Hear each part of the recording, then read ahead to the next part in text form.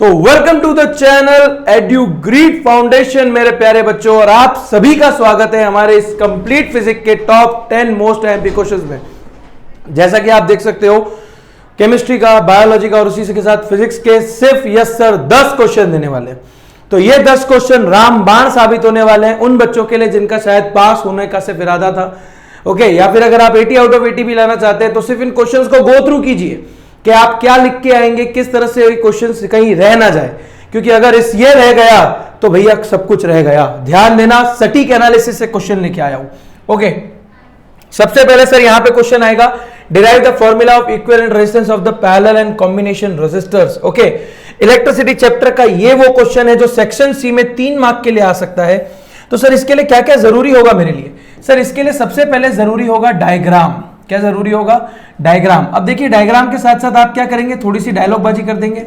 Dialogue बाजी के साथ आप यहां पे वो भी बता देंगे बराबर के साली वो पहले आई सर, सीरीज में वोल्टेज और पैरेलल में करंट चेंज होता है। क्या होता है? चेंज होता है, यानी वो बदलता है। और फिर बाद में आप उसके बाद 5 इक्वेशन बनाएंगे टोटल, जैसा कि हमने डेरिवेशन किया हुआ था। अगर स्टिल किसी को डाउट है डेरिवेशन के लिए तो यहाँ पे आप चाहो तो कमेंट सेक्शन में मुझे मैसेज कर दो, मैं आपको वहां से एक पीडीएफ अपलोड करा दूंगा जिसमें पूरा डेरिवेशन हमने कराया हुआ है। ओके, तो यहाँ पे सर क्या आ जाएगा, सीरीज में क्या होगा सर, वोल्टेज पैरेलल में करंट चेंज होगा। ओम्स लॉ लगाएंगे सर, अलग अलग फॉर्म में लगाएंगे। लास्ट में पैरेलल का फॉर्मूला क्या ला देंगे, 1/Rp = 1/R1 + 1/R2 + 1/R3 plus up to 1/Rn, और इस तरह से फिर उसको बक्से में लगा के बंद करके आ जाएंगे। तो डायग्राम के बाद उसकी डेफिनेशन भी देनी जरूरी है, एक बार डेफिनेशन भी दे दीजिएगा। और मेरा मानना यह है कि अगर आप प्रिपेयर कर रहे हो पैरेलल के लिए तो मेरा मानना है सीरीज को मत छोड़ो, क्योंकि थोड़ा सा ही चेंज है। तो क्वेश्चन कल को यहां पे सीरीज से भी उठ के आ सकता है, सीरीज कनेक्शन ऑफ रेजिस्टर्स में से क्वेश्चन उठ के आ सकता है, जरूर पूछ सकते हैं। सेम डायग्राम बनाएंगे, डायलॉग बाजी करेंगे फॉर्मेट का यूज करके, जैसे यहां पैरेलल का ड्राइव किया सर, यहां सीरीज का कर देंगे RS = R1 + R2 + R3 up to Rn। 3 से ज्यादा रजिस्टर दिखाने की जरूरत नहीं है, वरना डायग्राम बहुत बड़ा हो जाएगा बराबर। इसके डायग्राम जरूर याद कर लीजिएगा बराबर। वोल्ट मीटर, एम मीटर दोनों लगेंगे यहाँ पे। ओके, तो सर यहाँ पे ये क्वेश्चन एक टाइप का डेरिवेशन है जो जरूर आने की संभावना है। ओके सर, फिर यहाँ पे आ जाएंगे एक और important question, dispersion of light, है ना बेटा। अब आप सोचिए डिस्पर्जन ऑफ लाइट आ रहा है तो आप इसमें सबसे पहले क्या करेंगे, डिस्पर्जन की डेफिनेशन दे देंगे, है ना। The phenomenon of splitting of white light into its constituent colour is known as dispersion. Sir dispersion के बाद सर क्या बोला, describe the dispersion of white light by a glass prism with a diagram. तो sir जब भी diagram वाला question आ जाए तो आपने ही सिखाया था, सबसे पहली प्रायोरिटी किसको दी जाएगी, डायग्राम को दी जाएगी। सर डायग्राम के बाद वहां पे डिस्क्राइब किया जाएगा स्पेक्ट्रम को, है ना, the band of 7 colour form spectrum. Sir spectrum के बाद यहाँ पे मेमोनिक्स भी दिया जाएगा विबग्योर का, कि कैसे 7 कलर आए। सर उस 7 कलर के बाद हम ये भी वहां पे बता देंगे बराबर कि वेवलेंथ किसकी ज्यादा है। सर ऑब्वियस सी बात है, रेड की वेवलेंथ ज्यादा होती है। वेवलेंथ जो है सर वो किसकी ज्यादा होती है, रेड की वेवलेंथ ज्यादा है, यानी वो मैक्सिमम है बराबर। सर वेवलेंथ जो होती है बराबर वायलेट की वो मिनिमम है, यानी बहुत कम है, यानी वो सबसे ज्यादा डेविएट होती है। इसके लिए आप देखना, जो भी डेंजर सिग्नल होते हैं वो किससे बनाए जाते हैं, सारे रेड कलर से, क्योंकि सर उसकी वेवलेंथ क्या है, बहुत ज्यादा, तो वो मैक्सिमम क्या होगी, डेविएट होगी। फिर उसके बाद कैसे आएगा, वायलेट एकदम जो होती है वो बोलते हैं ना एकदम मैक्सिमम जो होता है उसकी वेवलेंथ है, इसकी वजह से जो डेविएशन है वो बहुत ही कम होता है। रेड वाली जो होती है उसका जो डेविएशन है वो बहुत ही कम होगा, लेकिन इस वाली का, वायलेट वाली का जो डेविएशन है वो बहुत ज्यादा होगा।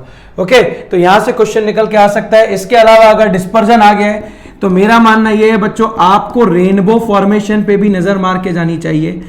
गिव रीजन आ सकता है इसका रेनबो फॉर्मेशन का कि भैया कि क्यों हमेशा सनलाइट के ऑपोजिट ही हमेशा रेनबो बनता है, क्योंकि सर वहां पे छोटी बूंद प्रिज्म का काम करती है। वाटरफॉल होता है तब भी आप देख लेना रेनबो की फॉर्मेशन हो जाएगी, वहां वाटरफॉल जो स्ट्रीम है वो प्रिज्म की तरह काम करती है।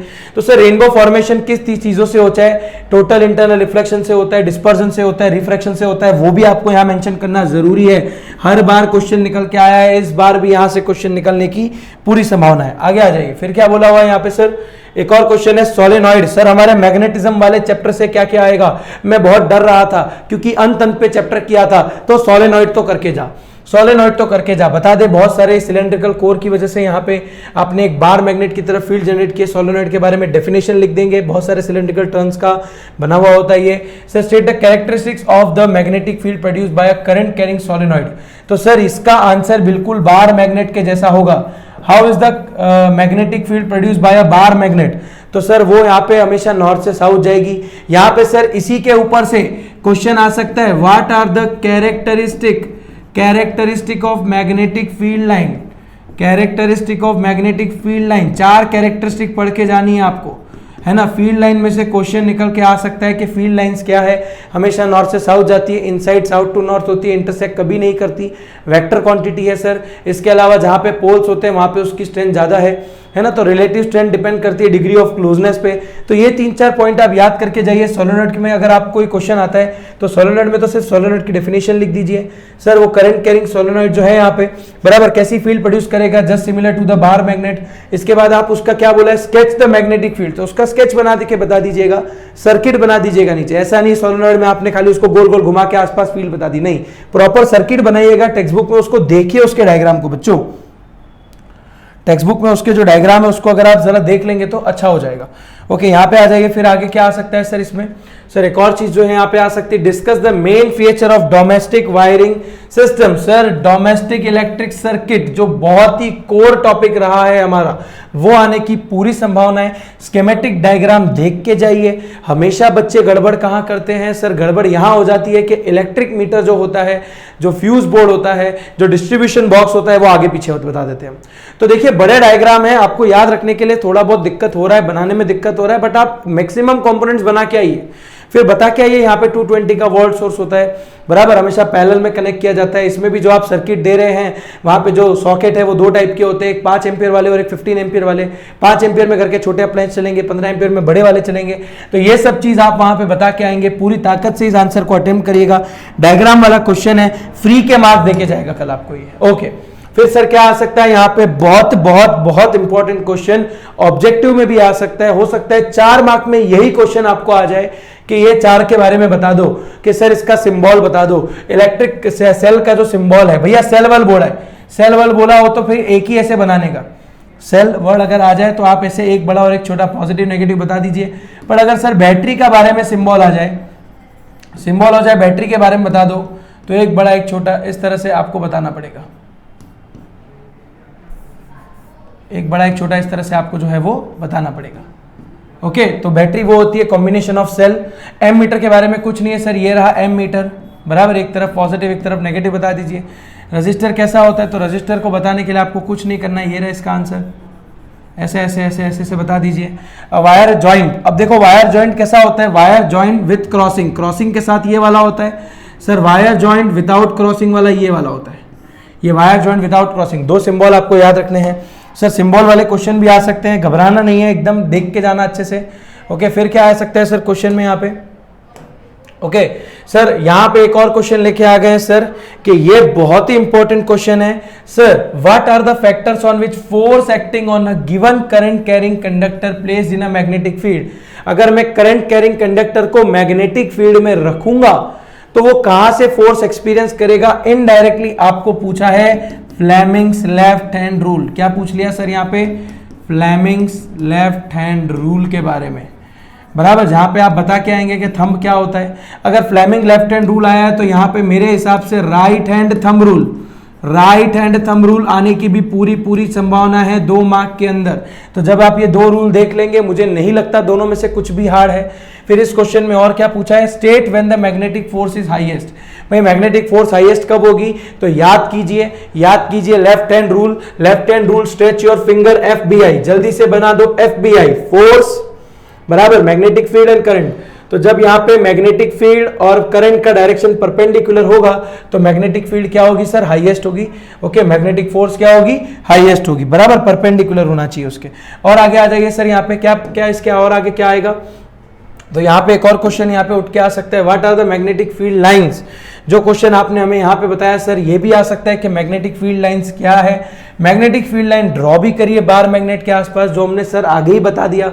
Right the properties of magnetic field lines, उसकी प्रॉपर्टीज भी बता दीजिए कि मैग्नेटिक फील्ड लाइंस की प्रॉपर्टीज क्या होती है, बराबर। जो 4 प्रॉपर्टी हमने आपको अभी शुरुआत में बताई, देखिए बार बार बोल रहा हूं इंपॉर्टेंट क्वेश्चन है, पक्की बात है इंपॉर्टेंट क्वेश्चन है ये।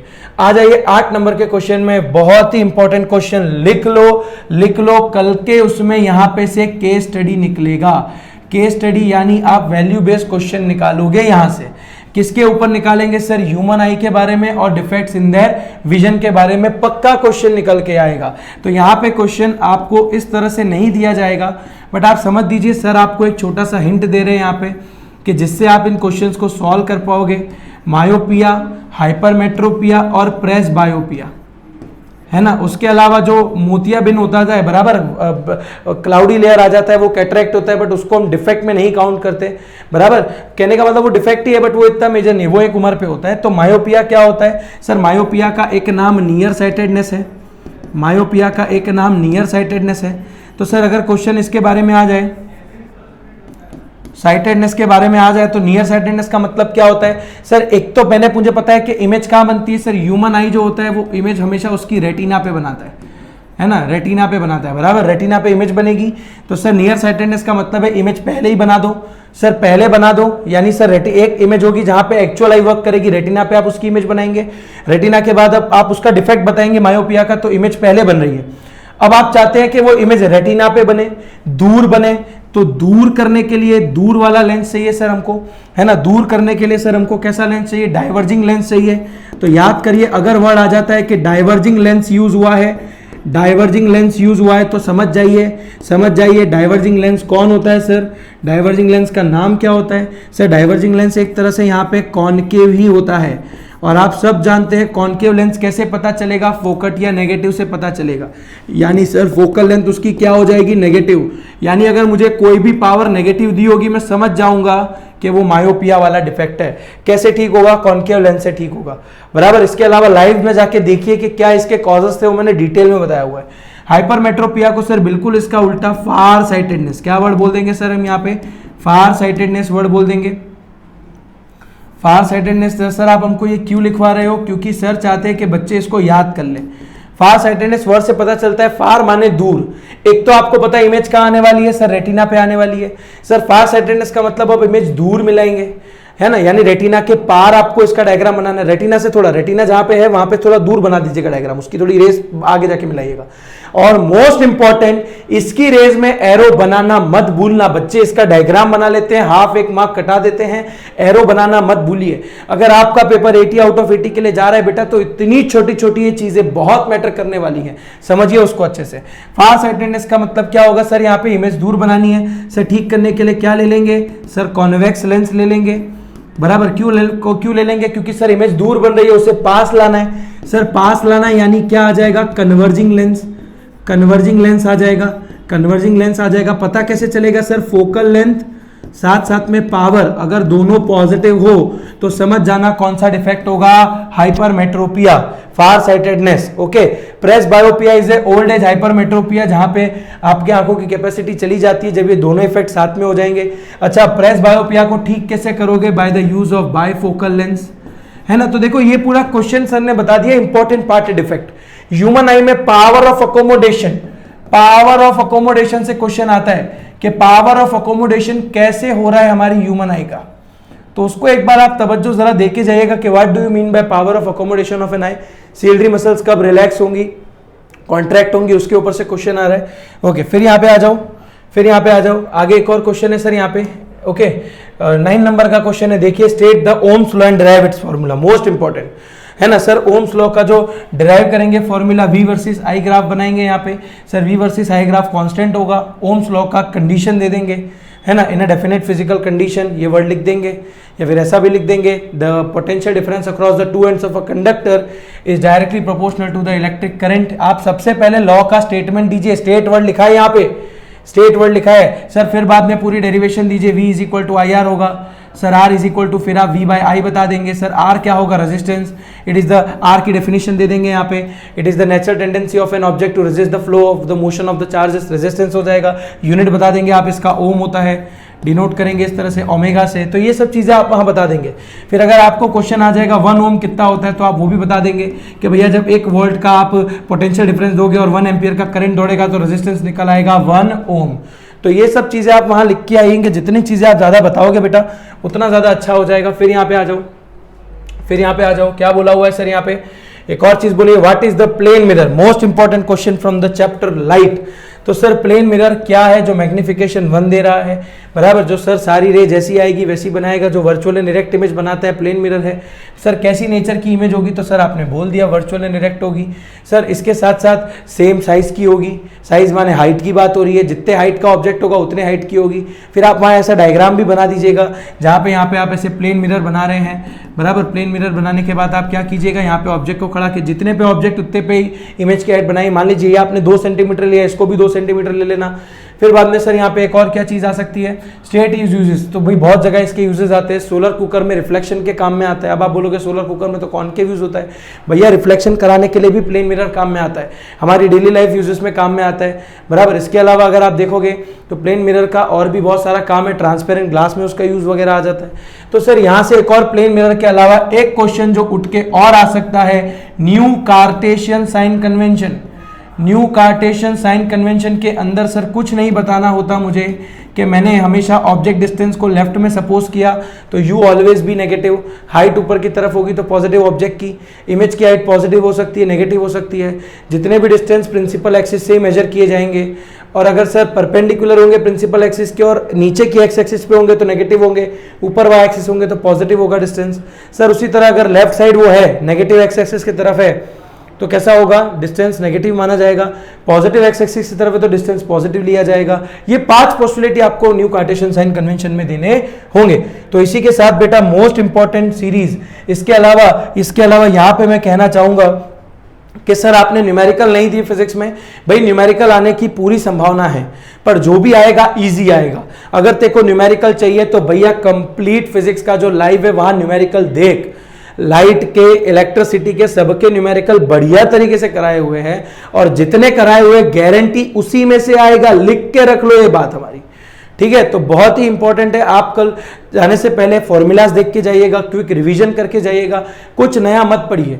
कल जब एग्जाम देने जा रहे हैं तो थोड़ा आराम से उन चीजों को रख, एग्जाम के 1 घंटा पहले close your book, let your mind relax. आप सब अच्छा करने वाले हो बच्चों, आप सब अच्छा करने वाले हो।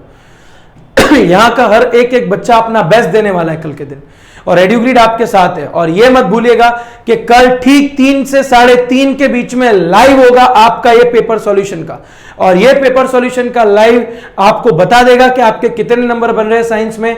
और बच्चे हमेशा कमेंट करते हैं सर साइंस का पेपर कैसा आएगा, बहुत ईजी आएगा। सर आप तो कह रहे थे बहुत हार्ड आना चाहिए, भैया हार्ड दुनिया के लिए, हमारे बच्चों के लिए नहीं है। आपने लाइव देखा है, आपने सारी पढ़ाई की है, आपने पूरे साल मेहनत की है, बेस्ट ही जाएगा, डोंट वरी। पेपर आने से पहले भगवान का नाम लेके उसे शुरू करिएगा, अच्छे से पेपर दीजिएगा। यस सर की दुआ और विशेष हमेशा आपके साथ है। Best of luck to each and every student. Paper फाड़ के आ जाओ कल के दिन। मिलते हैं आप सभी से इसी चैनल पे, और इस वीडियो को अपने फ्रेंड्स के साथ लाइक शेयर सब्सक्राइब जरूर करिएगा। Tata bye bye.